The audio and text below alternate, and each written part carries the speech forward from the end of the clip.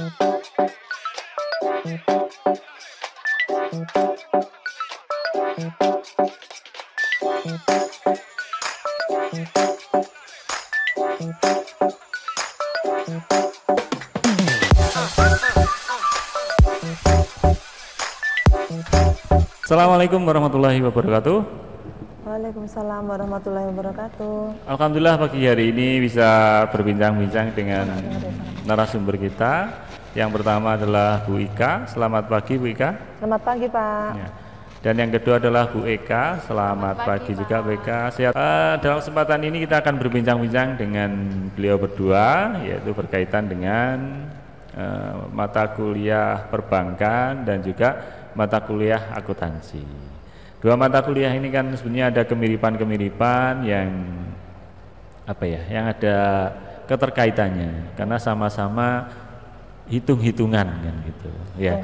Mungkin Bu Ika dulu apa memang senang matematika gitu? Kalau saya basicnya sebenarnya nggak suka matematika Pak, tapi gitu. saya suka dengan uang.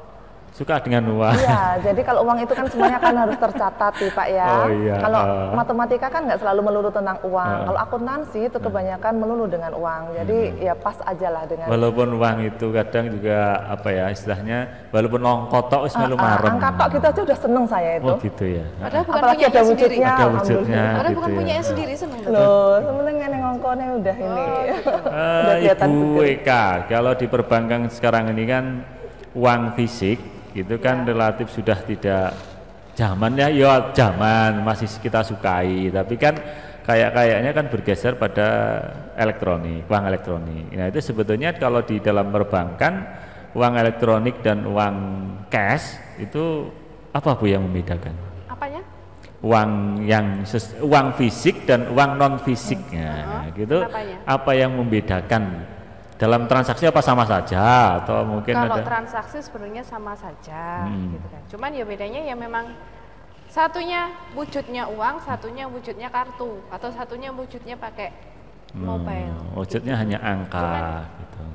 Nah, Ya. ini kaitannya dengan akuntansi Bu. Karena pembukuan dengan uang yang sifatnya fisik dengan non fisik itu kira-kira pembukuannya bagaimana Bu Eka? Sebenarnya kalau fisik sama non fisik ya sama aja juga, karena kan kalau misalkan di dalam akuntansi kan ada yang pembayaran itu kan nggak selalu dalam bentuk uang cash kan, ada juga yang pembayaran itu apalagi sekarang kalau semuanya serba online seperti ini, berarti otomatis transaksi secara online yang tidak dilakukan secara tunai itu juga banyak banget, walaupun misalkan jualannya pun offline, artinya tidak jualan online. Kemudian seringkali kita juga mendapatkan customer yang minta ditransfer aja kayak gitu. Itu kira-kira tingkat kemudahan atau ribetnya itu ribet mana Bu Kalau kira-kira? ribetnya ya tentu saja ribet yang ini juga sih, ribet yang sebenarnya sama-sama sih Pak. Kalau sama-sama ribetnya atau sama-sama tidak ribet? mudahnya. Sekarang kalau kita mau cek kan ya pakai yang di mobile di HP kan langsung aja bisa. Iya, Cuman ya ada biaya administrasi ya Bu Eka ya. Sebenarnya ada administrasi juga kadang ya namanya terkendala sinyal, terkendala apa itu kadang belum masuk gitu. Akhirnya kan kita membutuhkan waktu yang lebih masuk. lama. Saya juga tertarik dengan perbankan itu gini Bu. Antar bank itu kan sudah link itu maksudnya bisa digunakan bersama, kayak ATM bisa ATM bersama dan sebagainya kan gitu ya. Nah ini antar bank ini terus bagaimana Bu di dalam bisa jadi aspek pembukuannya atau aspek manajemen keuangannya bagaimana kira-kira? Kalau antar bank kan pakai clearing Pak. Gitu ya? Iya, jadi memang ya ada banyak istilah kayak kalah clearing itu kan karena memang terkadang Sebentar, clearing itu apa Bu? Kenapa? Clearing itu apa? Penagihan dari bank lain sih.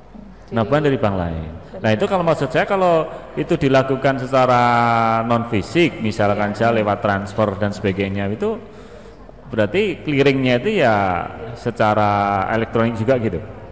Kalau untuk sementara ini marketnya harus datang ke banknya Pak. Oh gitu ya. Secara teori memang seperti itu. Jadi prakteknya juga masih sama sih Pak. Belum bisa yang marketnya secara online gitu. Kok sepertinya belum ada gitu. Oh gitu. Karena kan harus ada verifikasi segala macam gitu. Tapi kan yang terjadi di lapangan bahwa misalkan saya transfer ke bank manapun kan tidak masalah kan gitu ya. Bisa dilakukan walaupun ada biaya administrasi itu kan bisa jadi logis. Tapi kalau ngambil uang kayaknya nggak ada administrasi Bu ya. Kalau di bank M, yang bank B, bank I dan sebagainya kita tinggal ya klik ke sana, klik ke sini, pokoknya dimanapun ATM bisa. Kan Yang gitu. ATM bersama Pak itu. Oh ATM bersama. Iya, kalau yang nggak ada ATM bersama nggak bisa. Nggak bisa. Jadi tetap ada. Itu sebetulnya dalam tingkatan top manajemennya apa memang satu kesatuan atau bagaimana Kan memang Bu? ada kayak wadahnya jadi satu gitu. Kayak Pak. bentuk kerjasama untuk memberikan kemudahan kepada ini ya. Nasabah, Kepada semua gitu, nasabah. Bu. Jadi Oke. gimana nasabah itu dipermudah kayak. Gitu Bu ya, oke. Mungkin kaitannya dengan mata kuliah yang Ibu ampu terkait dengan akuntansi dan perbankan kan gitu ya. Ini kira-kira di era digital ini nanti, ini kan sekarang sudah pada era digital kan gitu Bu ya. Kira-kira dengan era digital itu sebetulnya memberikan kemudahan atau justru keribetan Bu? Kalau Bu Eka bagaimana? Untuk apa? Untuk transaksi Ya dengan dari sisi uang fisik akuntansinya bagaimana kira-kira? Kalau dari sisi akuntansinya, dari transaksi uang yang fisik sama non fisik tadi ya Pak? Ya memang kalau misalkan tunai ada uangnya langsung dicatat lebih mudah. Jadi karena transaksinya secara non tunai, kemudian dia harus transfer dulu, maka dia biasanya harus menunggu beberapa menit, kemudian harus cek dulu. Nah, pengecekan itu kadang-kadang juga membutuhkan adanya biaya administrasi itu gitu. tadi. Iya Bu ya, oke.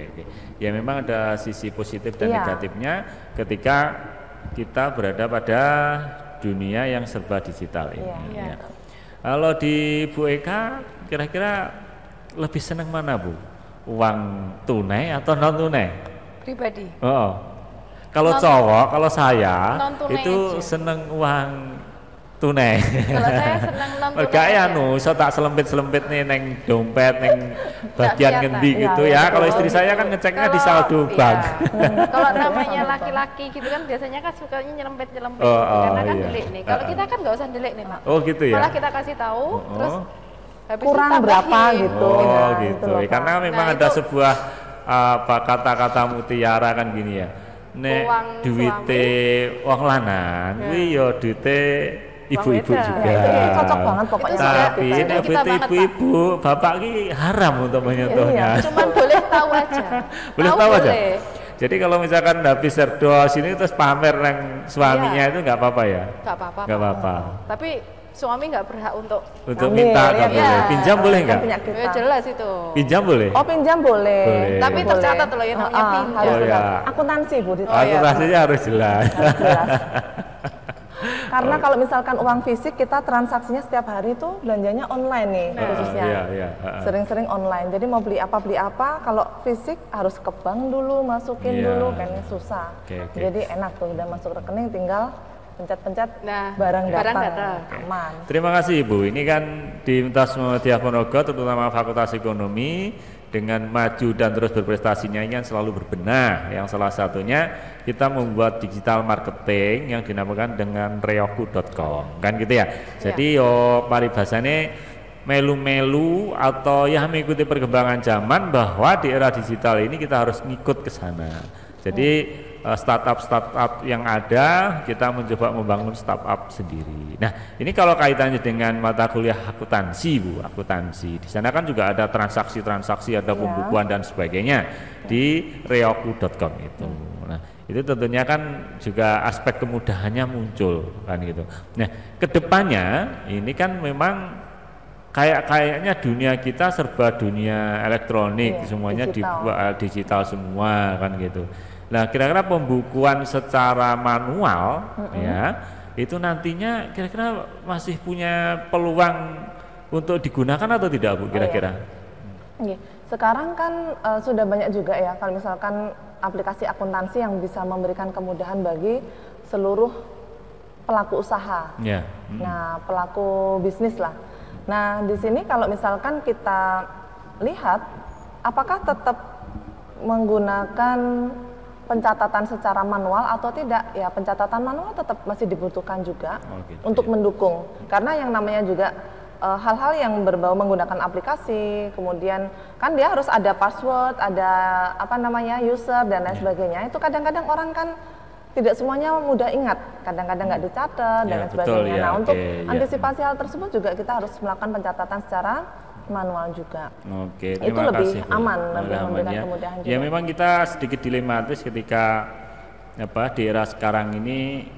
Kira-kira kalau saya itu di era digital ini ada sekitar 20 password yang harus saya ingat. Nah, saya mempunyai 7 email, mempunyai e-banking sekian yang juga kliknya 2 kali, terus aplikasi digital sudah sedemikian banyaknya, dan ATM juga harus ganti semua setiap berapa bulan kan gitu ya. Betul. Dan mungkin di perbankan itu juga ada yang gini, kalau PIN itu sudah pernah digunakan tidak boleh digunakan lagi ya. Ini yang kira-kira menyusahkan. Kira-kira kalau dari sisi perbankan ini bagaimana Bu menyikapi hal itu? Itu memang dari sisi perbankan untuk kebijakannya memang untuk keamanan gitu ya, safety-nya ya. Safety-nya, takutnya nanti namanya kalau kebobolan ya bank juga yang namanya akan tercoreng kayak gitu. Gimana sih kok nggak bisa ngupaini nasabahmu sendiri kayak gitu? Gimana kok nggak bisa memberi tingkat kenyamanan atau tingkat keamanan yang diinginkan seorang nasabah? Ya memang kita masih istilahnya pada tataran ya belum betul, safety-nya juga belum mungkin secara kuat, tapi pada satu sisi kita harus ngikuti zaman, harus bisa berubah ke sana. Kira-kira Bu, kalau berada di kampus kita, bisa jadi akuntansi sama perbankan ini kan mata kuliah yang ya bisa jadi agak menjadi momok bagi mahasiswa gitu ya. Bener nggak statement saya ini, kira-kira bener nggak Bu? Kalau saya perbankan gimana? Saya selalu bilang bahwa jangan takut dulu. Oh gitu ya. Namanya perbankan itu nggak melulu tentang uang, saya bilang gitu. Karena kan kita hanya memanage-nya gimana caranya. Jadi tidak harus menghitung, tidak harus tahu uangnya berapa. Yang jelas kita tahu manajemennya. Oh karena, gitu ya. Oke. Jadi bukan melulu uang sih. Jadi ya saya selalu menekankan seperti itu ke mahasiswa bahwa jadi, bukan selalu uang, tapi juga bagaimana cara menghabis uang itu juga. Iya, itu benar Pak. Gimana caranya? Cocok banget.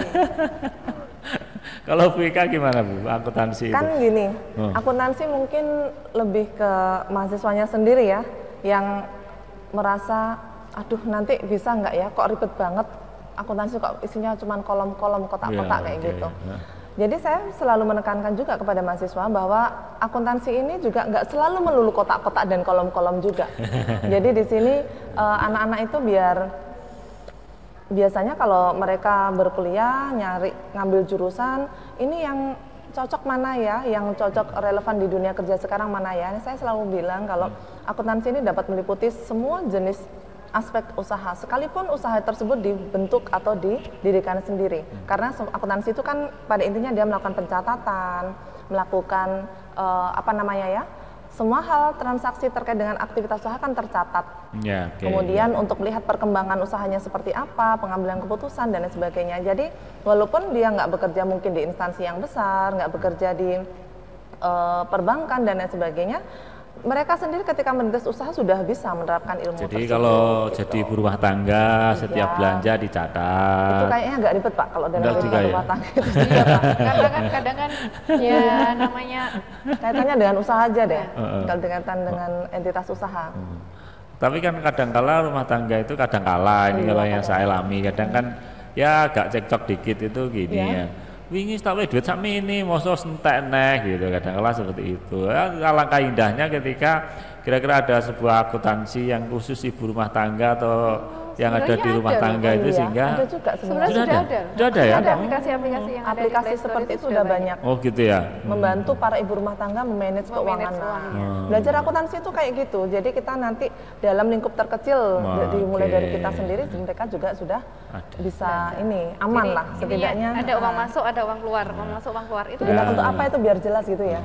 Ya itulah untuk mahasiswa. Jadi belajar akuntansi dan juga belajar perbankan itu sebetulnya bukan hanya belajar uang yang besar, itu bukan, tapi juga belajar bagaimana manage sebuah keuangan kecil. Misalkan aja nanti mahasiswa jadi calon ibu rumah tangga, yang cowok juga calon kepala keluarga gitu ya, itu kan harus tahu, jadi ben gak berantem aja ya. Oleh karena itu nanti ada semacam mungkin apa ya bagaimana aplikasi atau implementasi sebuah keuangan itu ketika di rumah tangga itu, kiat-kiatnya itu biar rumah tangganya adem aja, tidak berkerengan pada aspek keuangan. Terus terang mungkin ya perekonomian yang pas-pasan atau mungkin ya bisa jadi kurang, itu seringkali menjadi aspek yang seperti itu yang ada di masyarakat seperti itu. Nah, oleh karena itu nanti mahasiswa perlu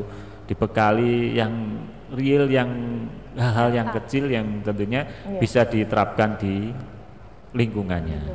Ya. Di akhir Bu,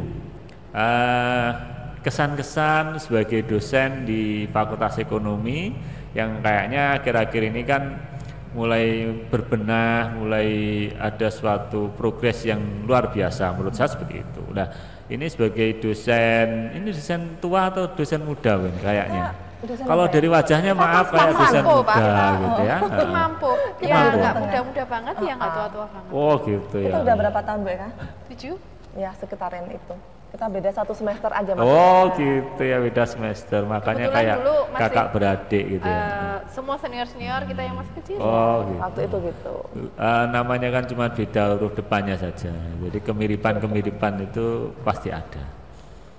Apa kesannya ya? Kesan-kesannya bagaimana Bu di Fakultas Ekonomi, Bu Eka? Saya? Ya kesannya. Kok gak berkesan blas ngono aja kok wangel. Berkesan banget Pak, pokoknya sebenarnya banyak sih Pak. Oh, saking oke berarti. Iya. Ya, jadi pengen curhat gitu. Oh, gitu. Kesannya ya. itu banyak, ya ada baiknya, ada yang gimana gitu. Yang enggak baik enggak usah diceritain Pak. Yang baik-baik aja. Yang banyak baik-baik teman aja. gitu kan. Teman-temannya baru.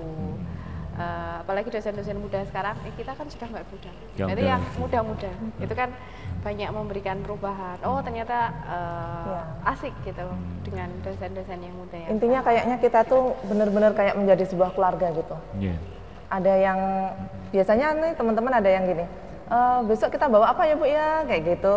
Nah udah ngumpul semuanya udah bawa sendiri-sendiri, kita makan bareng-bareng kayak gitu. Jadi kebersamaan. Jadi, ya kebersamaan, kekeluargaan yang erat banget kalau menurut kita di FE. Dari cerita Ibu berdua ini kan Fakultas Ekonomi benar-benar dinamis di dalam iklim persaudaraan di sana. Ini menjadi suatu modal yang luar biasa dan tentunya mahasiswa juga bisa mencontoh ketika berada dalam organisasi nantinya itu harus juga belajar dari Fakultas Ekonomi yang mengedepankan kebersamaan, yang mengedepankan kekompakan dan juga mengedepankan paribasane koncone loro melu ngrasakne loro kabeh gitu ya. Koncone seneng melu ngrasakne seneng kabeh. Betapa indah dan betapa eloknya ketika sebuah organisasi itu seperti itu. Oleh karena itu di dalam sebuah organisasi kita juga harus sedikit menghilangkan ego kita kan gitu ya.